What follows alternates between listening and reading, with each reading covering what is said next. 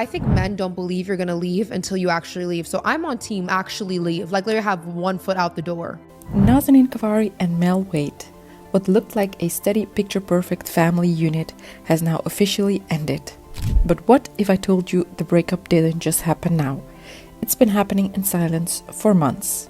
Let's break it down. My theory on it is that last March, I think he did something that completely caught her off guard, and obviously she was trying to make it work for the family and stick with him. They have 3 kids together. You can't just leave somebody. And people are like, oh, well, she's been faking it. No, I don't think she was faking it. I think she was trying to make the marriage work and act like things were normal. And that's why they were still together, filming videos, sharing pictures, doing, holidays and stuff together.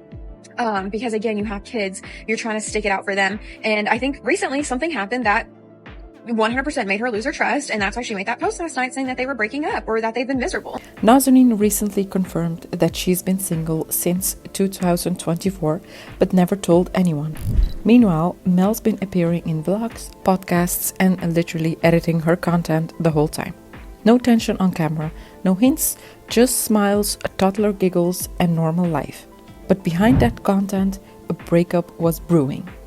This is what we call emotional dissociation in high-functioning couples, where the relationship is over emotionally, but both parties continue performing the image of partnership for the kids, for the audience, for the brand. Let's be real, when your relationship becomes your income source, walking away isn't just emotional. It's strategic, it's economic, and it's terrifying. Mel was heavily involved in her platform. He filmed, edited, stayed home with the kids. To many, he was the supportive husband. But what happens when your identity is fully wrapped in her success? That kind of imbalance breeds quiet resentment, codependency, or worse, emotional invisibility. And then the tattoo. Yes, Mel got NAZANIN's name tattooed on his neck after the breakup.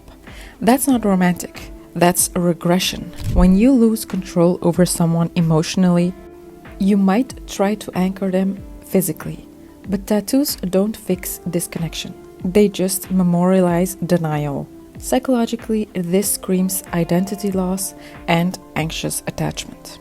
Mel likely felt the relationship slipping way before we saw it, and instead of processing it, he clung harder.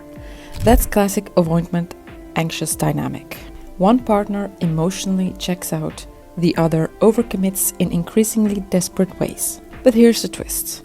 NAZANIN said nothing. For over a year, she continued to let her audience believe they were still together. Why? Let's be real. Society rewards women for keeping it together, especially mothers. The optics of a stable family, the brand deals, the narrative, all of it relies on emotional preservation.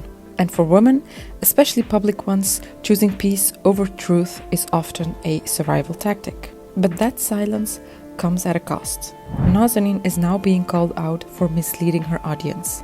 Some say she used the family image for clicks. But here's the truth.